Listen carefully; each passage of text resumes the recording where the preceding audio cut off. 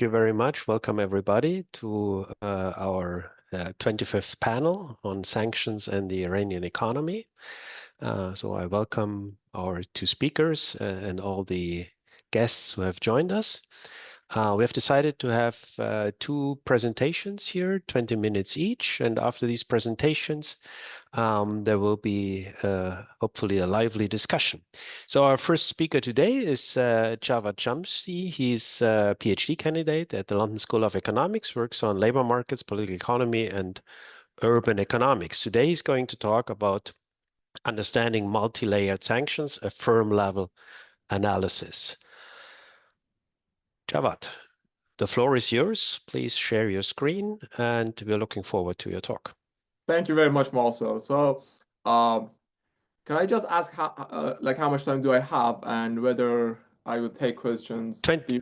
So we are going to have a presentation of 20 minutes and then immediately followed by Nader's presentation of another 20 minutes, and then we're going to have a panel discussion here with our guests.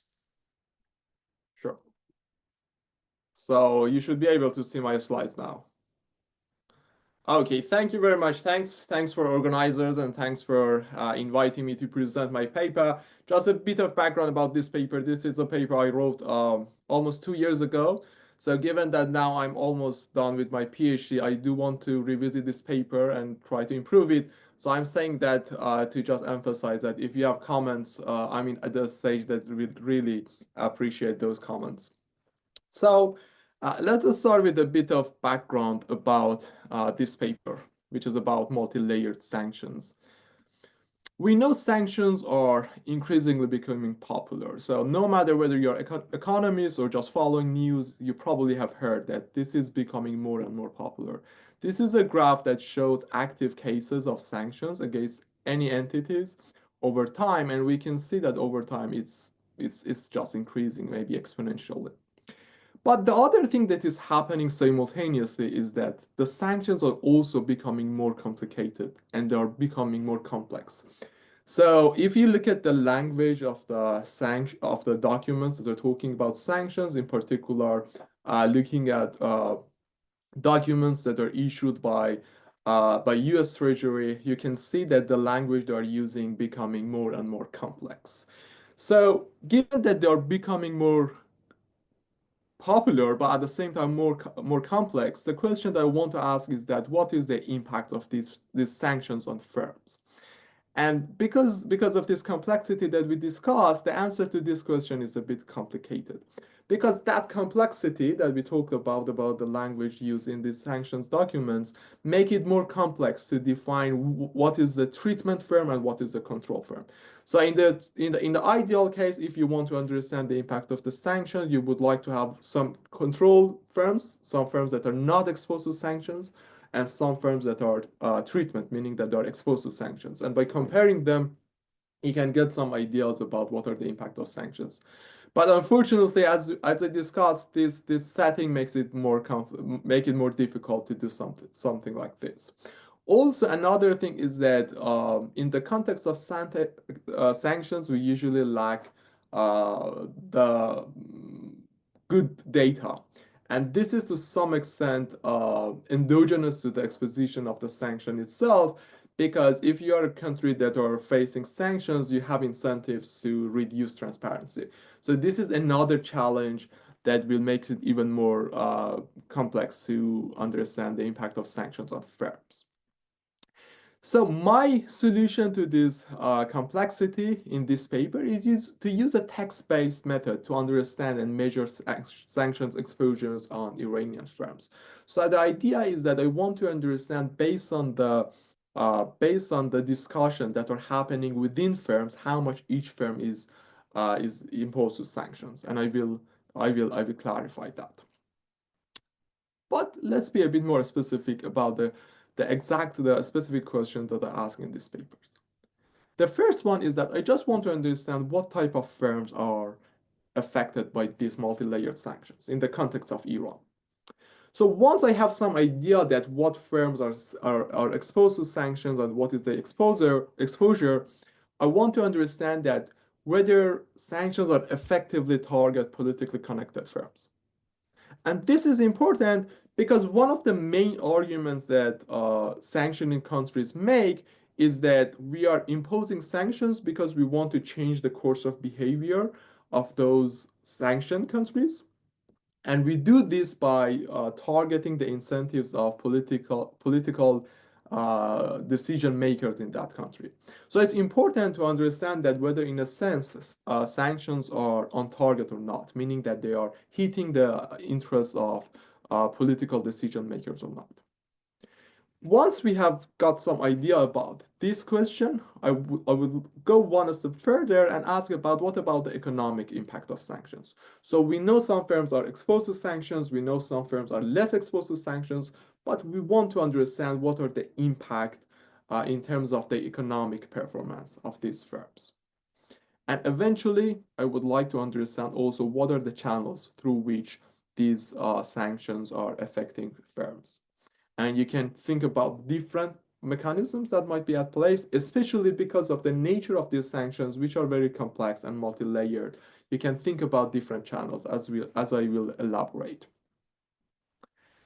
The methodology, as I described, is based on the text-based method that tries to infer the exposure of each sanctions based on the discussion that the stakeholder of those firms have. So I think I will skip the findings given that the talk is short, and I will get to the findings anyway quickly. This is the roadmap of my today's talk. I will talk about my measurement, how I'm defining this measure of exposure to sanction. I will try to validate this, and then I will go through three layers of investigation. First, I want to understand whether sanctions are precise or not. Then I want to understand the stock market reaction to sanctions, and whether those that are more exposed to sanctions, they have a differential performance in the stock market, especially when there are news about sanctions. And then I will look at the more kind of performance level variables like sales, investment, and hiring, and eventually we'll wrap up by looking at mechanisms. So let's talk about how I measure exposure of the sanction. So the idea here is that we have a list of Iranian firms, publicly traded firms, and we want to know how much each firm is exposed to sanctions.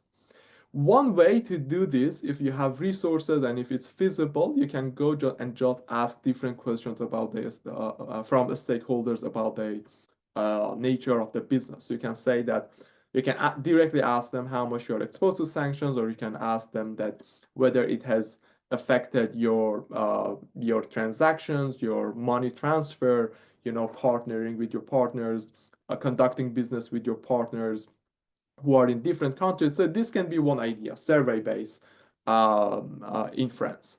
Unfortunately, this is not feasible. So instead, what I do, I go and collect 5,000 announcement and annual board meeting records from these public traded firms. The idea here is that in these meetings, the different stakeholders of these firms will share and discuss different challenges that they are facing. And that's actually the nature and the functionality defined for these meetings. And again, the idea here is that if sanctions in any way are impacting the business of the firms, they have to be mentioned either directly or indirectly in these board meetings. So the transcript of these board meetings have information that can help us to understand how much each firm is exposed to sanctions. Maybe the easiest way to think about it is that if a firm is really getting hit by sanctions, the stakeholders will discuss sanctions a lot. So they will mention sanctions too many times. But of course, it can be also in direct ways, and my methods will account for that indirect ways to talk about sanctions as well. So let's be a bit more precise about what I do. So I utilize a TF-IDF vectorization approach, and this approach is based on giving weights to bigram based on how much they're associated with sanctions. So you can think about two word combinations, and some of these two keyword combinations are more indicative of the sanctions discussion, and we will give them a higher weight. And then we look at these board meetings and we want to know how many times those biograms are mentioned, and we sum them up, as I will discuss. But let's first understand how I'm constructing this TF-IDF. I define two training libraries. The first one is the training library that is indicative of sanctions. So you should think about this as, let's say, for instance, I do different things. For instance, I look at all articles in main Iranian news outlets that have sanctions in their title.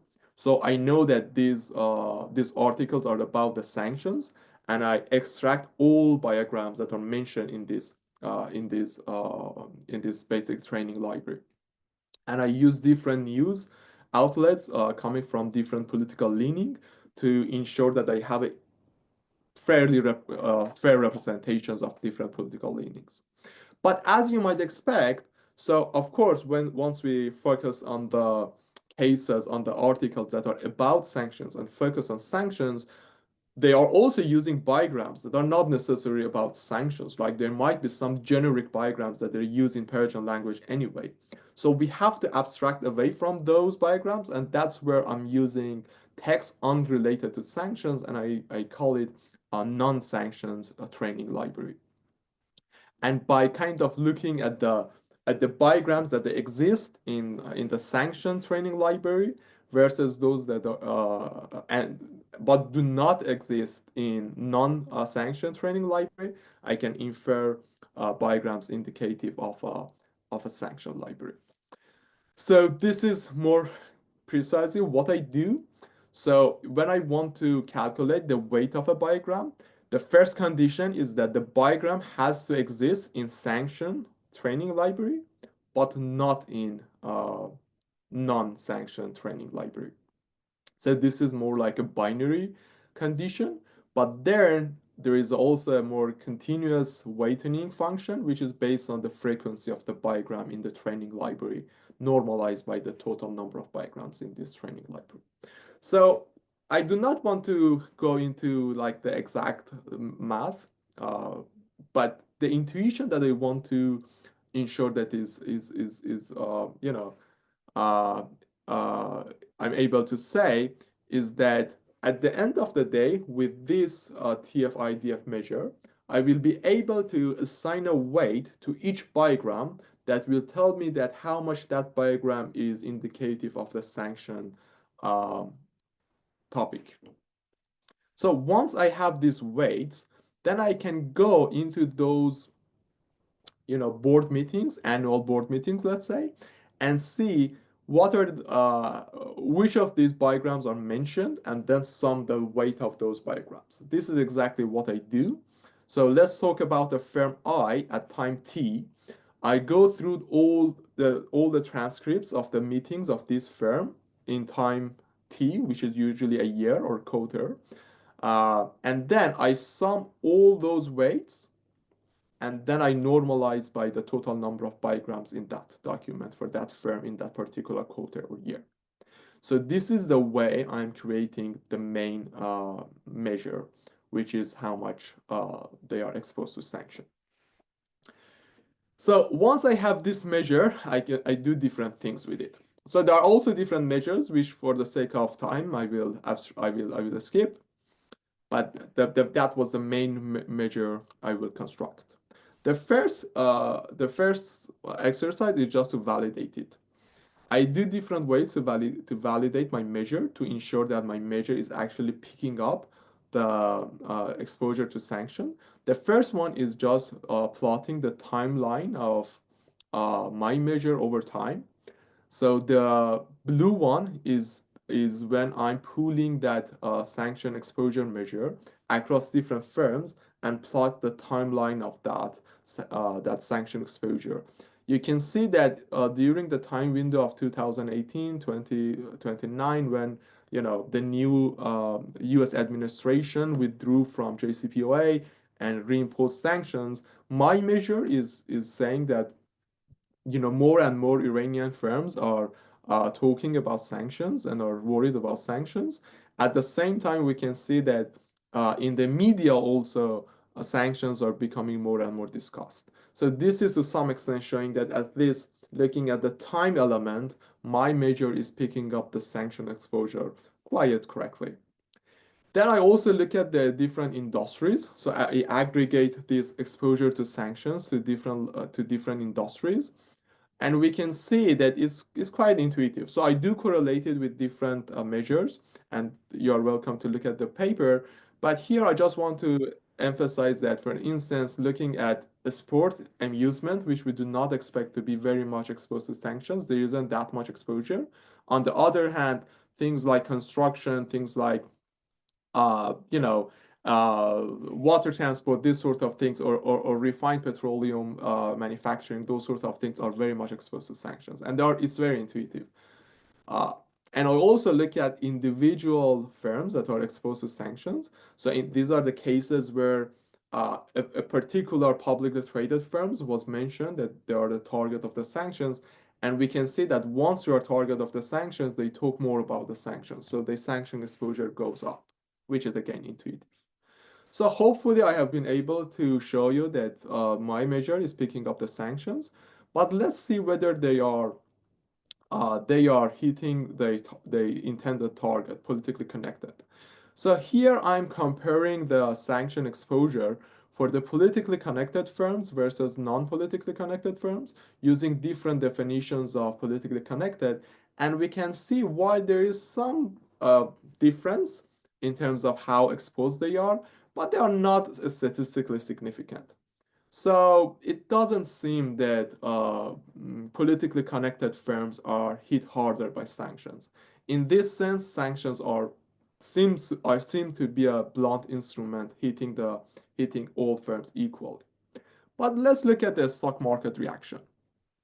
I want to know when there is a news about sanctions and whether those that are exposed to sanctions will have a differential impact or not. First, I will use Google Map. I will use Google Trends to basically identify important events, and this is the way I have identified important events. And this is just a simple event study analysis to understand the impact, to understand the differential impact of sanctions on exposed sanctions. So you can see that looking at different events, the result overwhelmingly tells us that once, let's say, JCPO is signed, those that were more exposed to sanctions, they see more benefits actually, because now sanctions are lifted and are benefited. On the other hand, when there is a negative news about the sanctions, those that are more exposed to sanctions now have a more negative stock market returns, which shows that this is actually happening. This is actually, the sanctions are actually having an impact on the net present value of these firms. But I can also look at directly at the firm's level outcome variables like investment, hiring, and sales. And I do it in a different setting. So we have periods where sanctions were to a large extent off, and we had periods where sanctions to a large extent were, very fiercely imposed and implemented. So that variation would allow us to do a difference in difference analysis, comparing firms that are exposed to sanctions versus firms that are not exposed to sanctions. And you can see here, just focusing on column 1, the sanction exposure does seem to reduce sales. So it does have a firm level impact.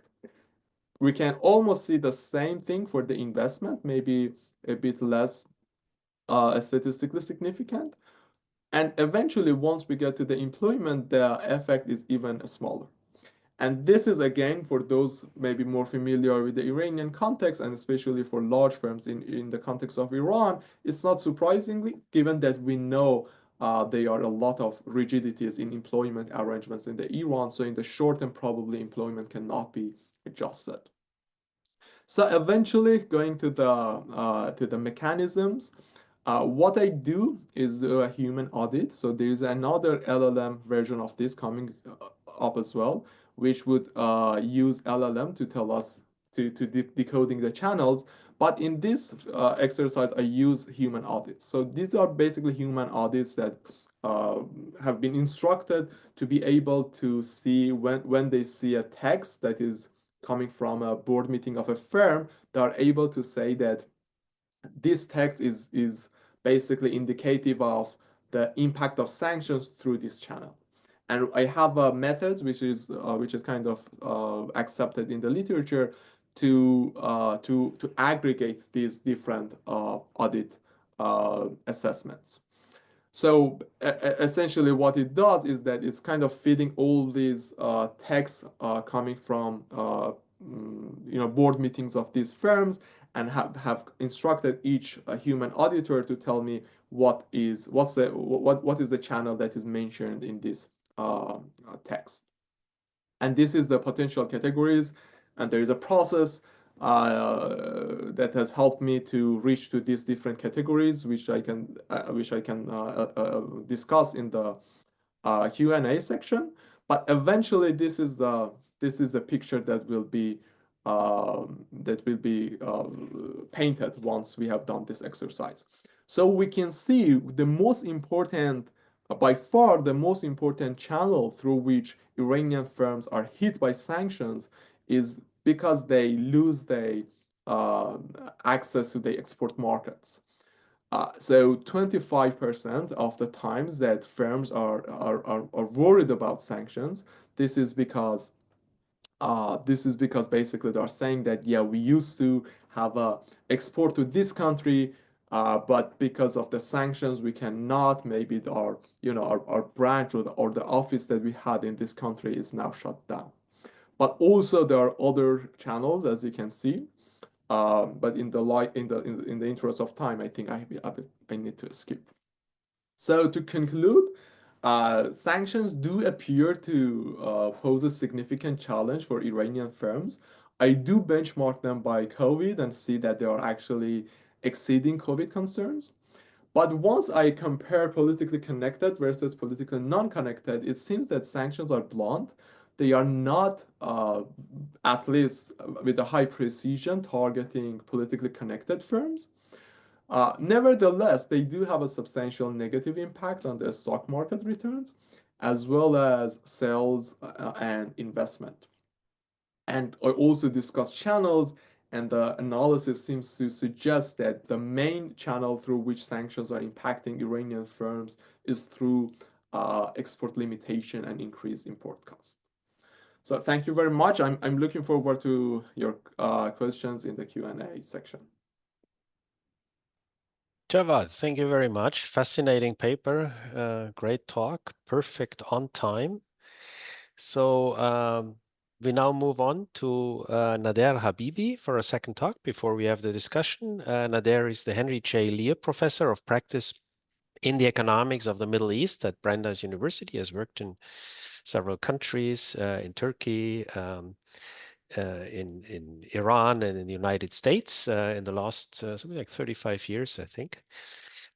He has a number of exciting topics. I saw on his list also an analysis of the excess supply of college graduates in the Middle East. I think a very, very interesting and fascinating topic. But today he's going to talk about the effects of international sanctions on the size of the middle class in Iran. Nader, the floor is yours.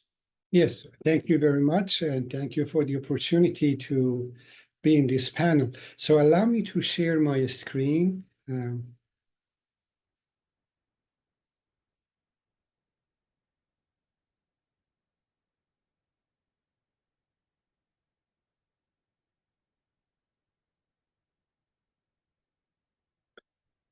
Okay, all right.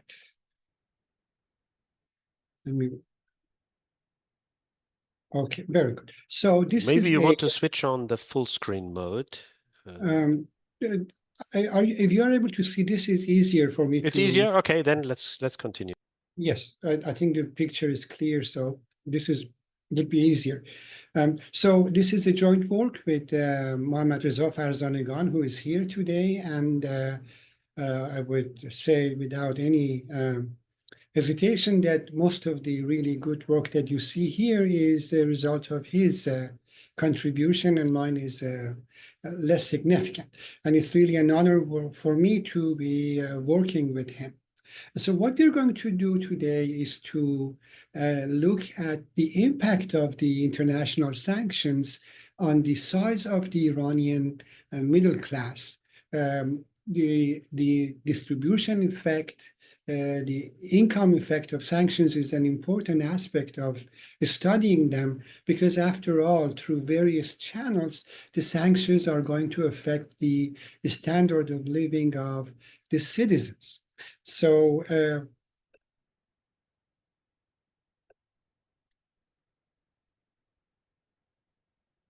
not sure why it's not, but let me try it this way. Yes, so what I'm going to do, just a brief introduction, and then the methodology that we are using to study the size of the middle class and how it has evolved, and then results, followed by some tests of the robustness of the findings that we have presented, and also finally the overall takeaway of what we are doing. So to begin the analysis, during the course of economic development or as a result of any kind of significant economic change, and the size of the relative income groups in a society can change. You could have a situation where the size of the middle class and the upper class increases, and generally that is when you have economic progress. For example, as you can see here, you have a large group of lower income citizens, but over time, we could have a transition to a larger middle and upper class groups, which is a sign of progress. But what we are going to focus on today, based on the finding of our analysis, is that Iran, especially after the 2012 sanctions, has experienced a case of economic decline that results in the shrinkage of the middle and upper class. In other words, we could say that we were in a situation like this in time t0, and then when the sanctions were introduced, gradually the distribution of economic classes transitioned to the following condition, where both the relative share of the upper class and the middle class declined, and the share of the lower class has increased. So with that in mind, we can say, what is our key questions here, given the transition that I just described? Our key question is how the economic sanctions on Iran, especially the sanctions, the more severe sanctions after 2012, have impacted the relative size of the middle class.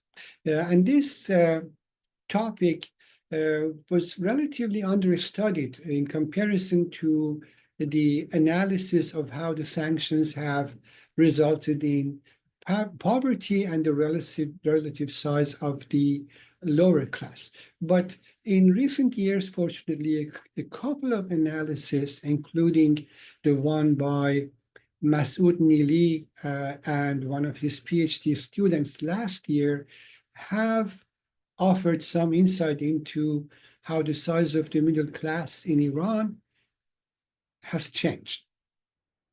And another study that has also looked into the size of the middle class in the context of overall various economic classes is the 2020 study by Javad Salehi Esfahani. And when we compare our findings to the findings of these two, we see some kind of agreement which reassures us that the results that we are getting are not too much off the chart.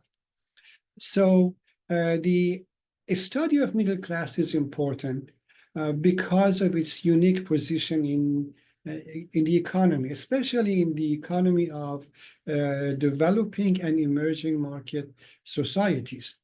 The middle class has a relatively large size by definition, and it has a large level of consumption and investment. Also, most ideas about entrepreneurship and innovation generally emerge from the middle class. In terms of politics, it's also an important class because it can be a source of stability by its large size. It is relatively uneducated class that contributes to arts, to science, but at the same time, it is a class that can result in social and political change because of its social awareness and its ability to mobilize in large numbers. Okay, so given that introduction, then the next question is, what are some of the channels that might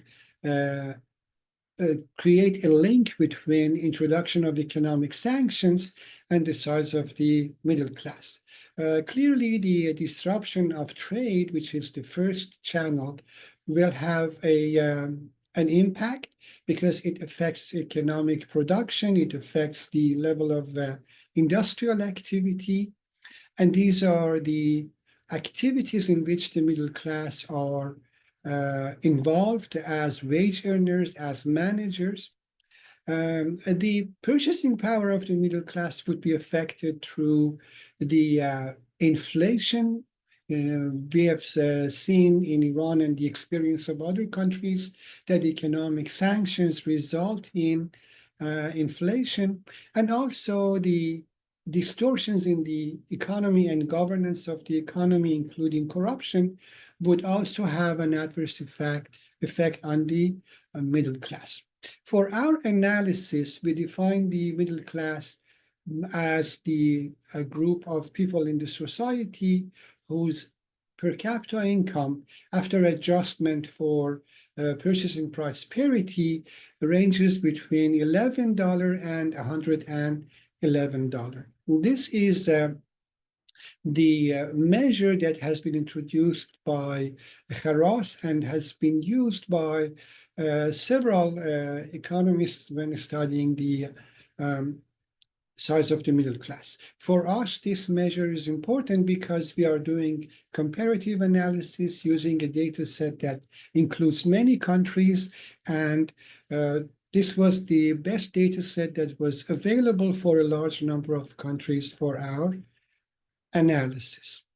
Here is an overview of how Iran's middle class has evolved if we use this criteria of the range of $11 to $110. And you can see that the size of the middle class, its share rose between 1996 to 2012, and then it declined afterwards. And the range of data for our analysis is 1996 to 2019. And there might be some questions about why we use this absolute measure. We'll be happy to answer that in the Q&A. The method that we use is the synthetic control method for measuring the impact of the sanctions. In this method, we introduce a countermeasure for or a counterfactual for Iran, and then we'll compare the performance of the middle income class in Iran with that counterfactual Iran, which is based on the experience of comparable nations. But before that, why is 2012 important for us? Because in 2012, the level of economic sanctions intensified significantly. The sanction on SWIFT was introduced, sanctions on Iran's oil export, and also the central bank. The method of synthetic control that we are using is based on comparison in Iran and the experience of an average experience of a group of countries that represent the counterfactual. And we assume that without the sanctions, the size of the middle class in Iran would have followed the trend of the synthetic Iran based on experience of the selected countries.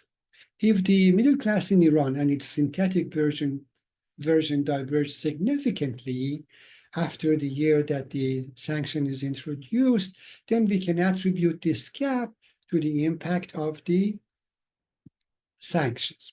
So how do we do this? We select our time period in the middle of the time interval for analysis, and then we will construct the synthetic counterfactual based on the experience of a number of countries from a donor pool for the years from year 1 until the year of the treatment, in this case 2012. And then based on that, we estimate the value of the middle class, which is shown here as yn, for the rest of the time period, from the time of the sanctions until coming forward to the end of our time interval, which is 2019. In order to do that, the optimization problem in the synthetic control method is that we are trying to optimize a number of weights. These are W's and the V, which will reduce the gap between the experience of Iran and the synthetic Iran over the parameter of interest, which is the middle class, and also over a number of predictors, which are, we believe, relevant for how the sanctions affect the middle class. So it's a joint optimization of the values of the predictor and the dependent variable. And based on that, we get the estimates of the weights, and we use those to construct the synthetic Iran's value. For this analysis, we used a collection of Middle Eastern and other countries belonging to the Islamic organization. You see the initial pool of donors. And then after the optimization process, we selected 5 countries, and these are their relative weights for the construction of the synthetic Iran or the counterfactual Iran. Again, this is the range that we used, and the estimation is based on 1996-2012, and then the predictions for after that. So let me show you the results and the performance of this model first. So here what we have is the, in a way, a backcast after we have estimated the synthetic Iran to see how it performs relative to actual Iran when we look at the size of the middle class in various years for the sample of years that we have used to do the estimation. You can see here that the gap between them, between Iran and synthetic Iran, is relatively small for the size of the middle class. And below that, you see the list of our predictors. We have variables for GDP. We have variables for human indicator index components, years of education.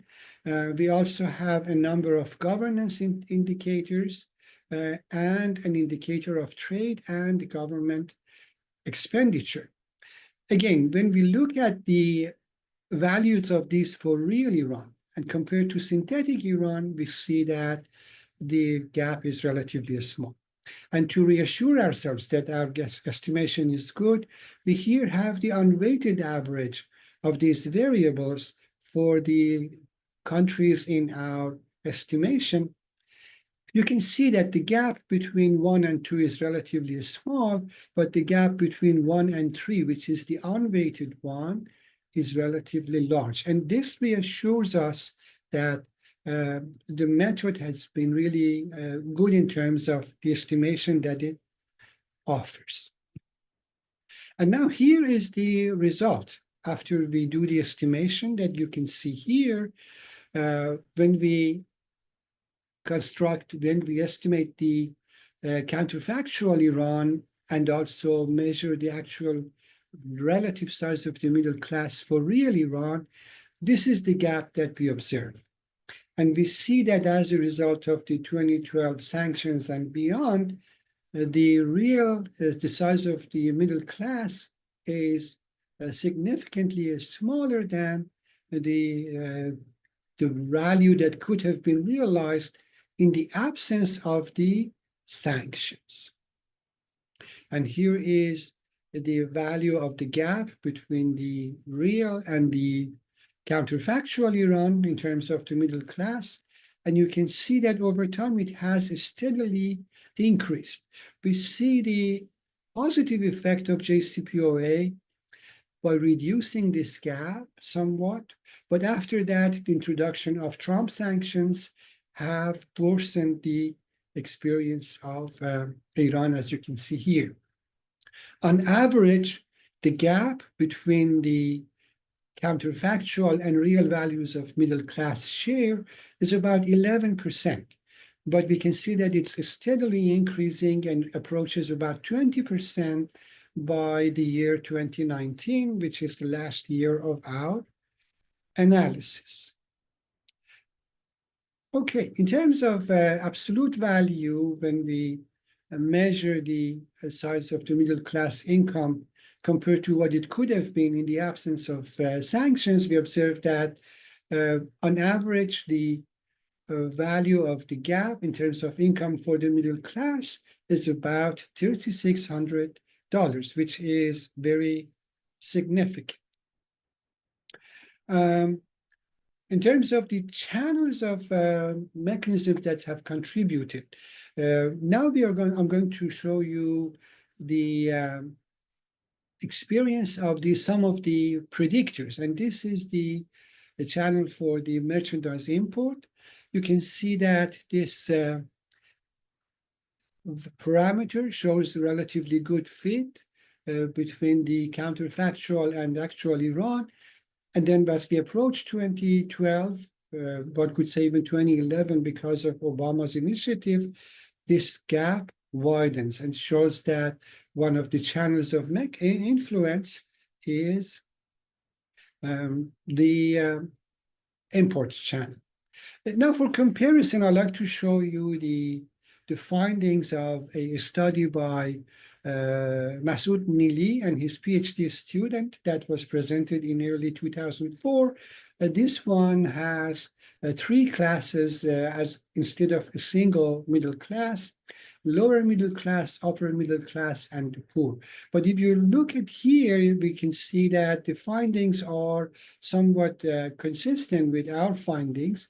The size of the middle class, green line, declines as we move forward. In the after 2012, the size of the lower class or the poor increases. And we also observe that the size of the upper middle class is also declining. So a decline in the size of the upper middle class and middle class versus the lower class and the lower middle class. But their data extends to 2021, and you can see that the condition of the middle class has even worsened after our analysis, coming down to that level. So I'm going to finish with this. I'm going to just take a couple of minutes. In order to further verify our results, we looked at the result of the World Values Survey, which has done opinion surveys in Iran and many countries. So for Iran, we looked at the results for a couple of questions. This one asks individual respondents, to which income category does your household belong? And as you can see, in terms of self-identification, the percentage of people who identify as middle class has declined in 2020 relative to the previous one that is available for 2005. On the other hand, the percentage of people saying they belong to the lower class has increased. And similarly, for the upper class, people's perceptions of belonging to this category has also diminished. There was another question similar to that, but this one directly asked people to identify themselves to which group they belong in terms of upper class, middle class, lower class, working class. The previous one was primarily income category. Again, based on this assessment, you can see that people who identify themselves as upper middle class, their percentage has declined significantly compared to previous surveys. And also the ones identifying themselves as lower middle class, which is high, but it's slightly diminished. We also observe a significant decline in people claiming that they belong to the upper class. Again, these perceptions are consistent with the decline of the middle class. We have done a number of tests for the robustness of our results. I'm going to stop here so I don't exceed my time, and then I'll be happy to explain those tests for robustness in Q&A. Thank you. Nader, thank you very much. Fascinating paper. And thanks to both presenters for being perfectly on time. Now the floor is open for discussion. We have a significant number of participants. So please write your questions in the Q&A tab, and then we can discuss this question. Maybe we start with some questions until the question in the Q&A come up. Nader, I had one question regarding your paper. So in the end, you showed us these perceptions. I found it quite fascinating that these perceptions change so much. So as far as I remember, the literature on these perception bias is that people usually think they're in the middle. Yeah, Yes. and so probably I would have expected nothing happens there, even though we see this change in the size of the middle class, but nothing would happen in the perception. But actually, you see a lot. Is there an explanation for why people perceive it? There's a lot of debate in the public, or why do you see these large changes? I think it's because the downward mobility of individuals and households is quite tangible, and many people experience it. The quality of public services are declining because government perhaps cannot provide electricity. Inflation itself affects people's purchasing power, and many families really feel that adverse impact. I think it's because people are really experiencing this, and that's why they change their self-identification. Okay, thank you very much. Javad, maybe also one question regarding your paper. You looked at the stock market reactions. It was significantly negative for the treated firms. But given your method, couldn't it also be the case that some firms are treated, so they're affected by the sanctions, but at the same time the sanctions increase their market power? So it might become more difficult to get some input goods, but on the other hand, you might also have more market power because direct inputs of substitutes becomes more difficult. But that doesn't show up, does it? So I guess kind of the way you're describing it is exactly the reason I adopted this method. So essentially what is happening, I think some of the stories maybe you pointed out, is that sanctions for most of the firms can impact their performance in many different ways that are extended, very difficult to pin down. So they might help them in one way because it's kind of maybe it's kind of removing the important competitors, so they will have more market power in the domestic market. On the other hand, they might face struggles to get the inputs. So many different things are happening, and I guess what I'm doing is that I'm letting kind of the data tells me that what is the kind of the net impact of all those different mechanisms on the firm, and that way I can capture the exposure. And if we believe in the stock market to the extent that sanctions are impacting the kind of the future outlook for the firm, that will be captured in the stock market reaction. So while I cannot nail down the kind of differential impact in the stock market. So what I observe is kind of the net of all those different mechanisms. Sure, thank you very much. Now we have some questions here in the Q&A tab. Maybe start at the top. There's a question by Samira. Maybe Javad, you want to read along. She says she's not sure if she can follow your argument on the control firms correctly.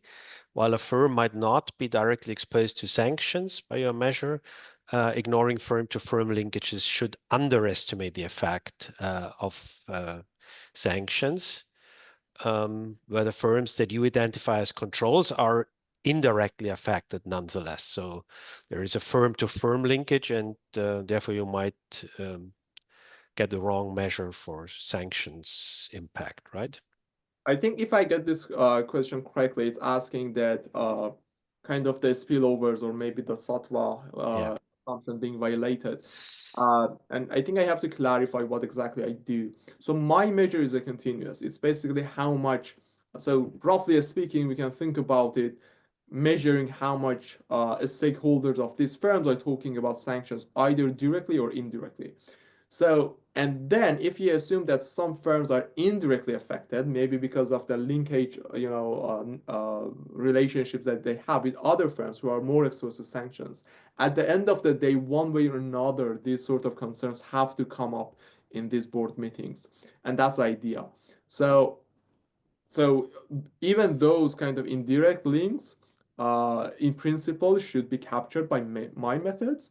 And I also want to emphasize again that they do not have a clear-cut distinction between treatment and control. My exposure measure is a continuous one.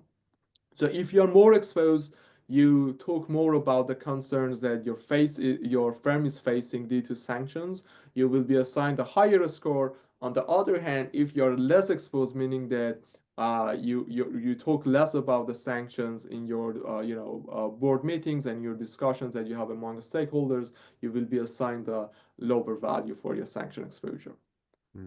Yeah, thank you. I think very clear explanation. The second question by Valentin, I think, goes to Nader. Here, the point is, could we compare the results for Iran to the case of Venezuela? It's another oil-producing country. It initially had a large middle class, but was also under US sanctions. The question is, any idea whether we should see a similar or different effect? I think we should see similar effect because the sanctions on Venezuela were and have been and are still very severe. I'm not aware of any literature that directly covers Venezuela, but I think studying Iran and the experience of Iran is similar to Venezuela and also Russia, given the comprehensive sanctions against Russia in recent years. Mohammed, do you know of any studies on Venezuela by any chance? I have not seen a direct synthetic control analysis for the case of Venezuela and Russia, but there might be some ongoing research on that because I can imagine that the similar idea can be also applied for Venezuela sanctions and Russia sanctions. And I guess for the case of Venezuela, this reduction in the size of middle class would be more substantial given the massive inflation rate that the Venezuela economy experienced and significant reduction, even more than Iran, the purchasing power of the people, and also more significant out-migration from Venezuela that we didn't see that in that scale for the case of Iran. So many of capital owners, high-skilled labor, which was part of the middle class, left the country. So that should have a significant negative impact on the size of middle class in the case of Venezuela. The case of Russia might be less affected by that because of more resilience that the Russian economy showed during the sanction or has shown during the sanctions. So it would be interesting to look at the data. So we have not done that. We have excluded these two countries from the sample of donor countries, obviously for the case because they were also under the sanction, they could not build the counterfactual Iran. But one can, I guess, given the availability of data by Kharas, one can test that if it has not been done before. There's another question by an anonymous viewer and about your counterfactual. The question is whether you could, instead of this synthetic control, whether you could also use the potential growth rate of the Iran. So what would have happened without the sanctions, I guess, using labor force, capital, natural resources as inputs to estimate the potential growth. Would that be an alternative? I believe it is possible. You can choose this for any variable. Synthetic control method is used now frequently for study of many things. At the micro level, for example, introduction of policy and how it works, and also sanctions. Why not? We have done this for middle class because it was understudied, the concept of middle class. Impact of sanctions on Iran we have had many studies on that, on poverty, on trade, but this one was relatively understudied. But it can be done. The method can be applied. I mean, that's the beauty of using the synthetic control as a quasi-experimental approach, because we would have a benchmark which shows a big similarity to Iran before the imposition of sanctions. And we are using that benchmark or basically a reference point to say what could happen to Iran at the absence of sanctions. So without that counterfactual synthetic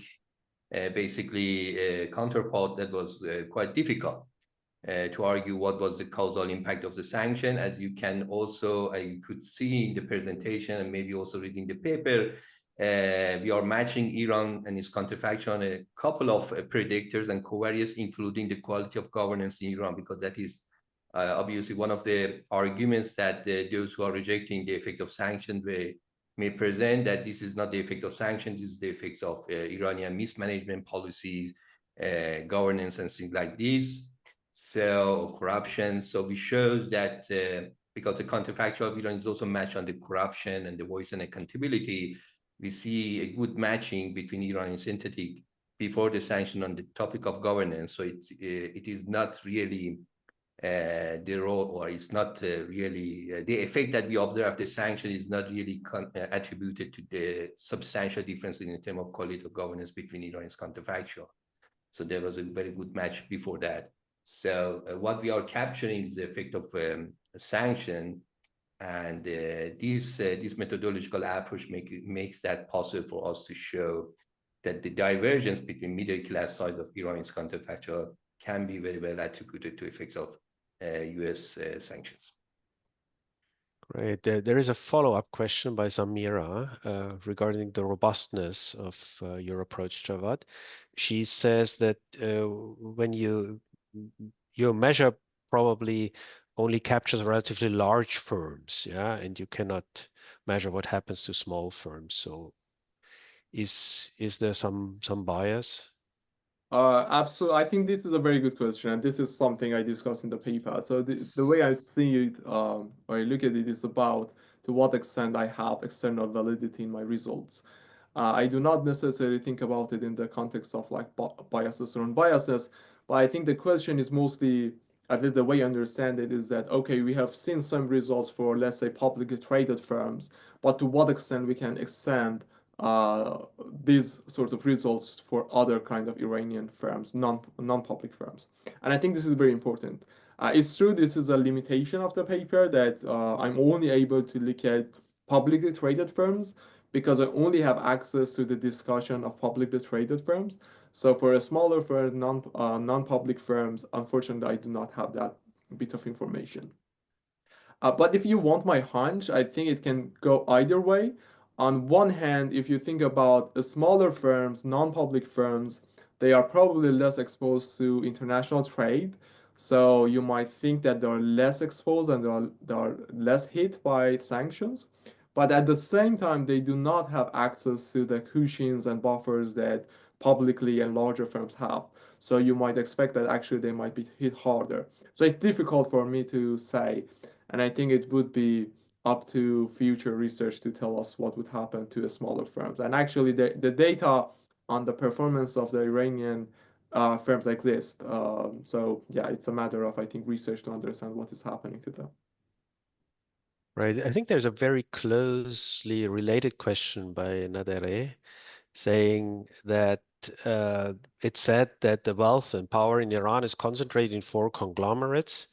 To what extent are the companies you observed, control and treated, to what extent are these linked to these 4 power centers? And could you trace these linkages?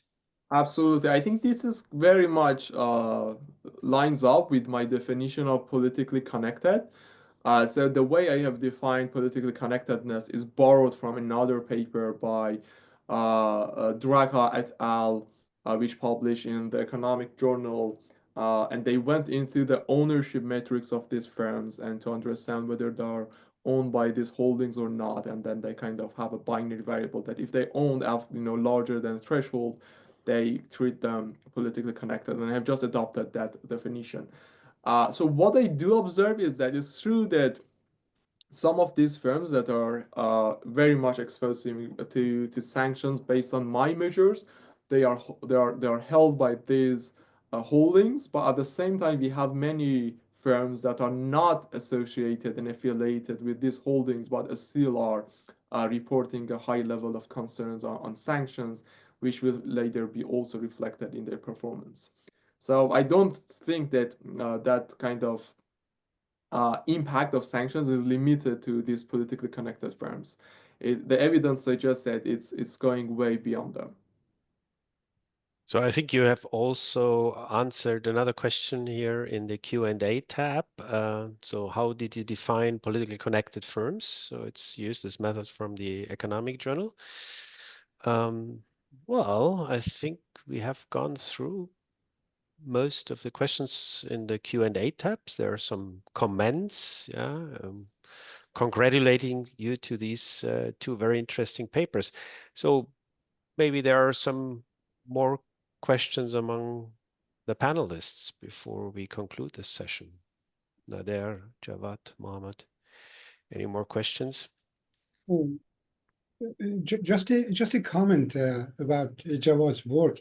Immediately, I mean, after the Arab Spring, there were studies, I'm sure perhaps you're familiar with them, on how the Arab Spring and the fall of Hosni Mubarak affected politically connected and independent firms in Egypt.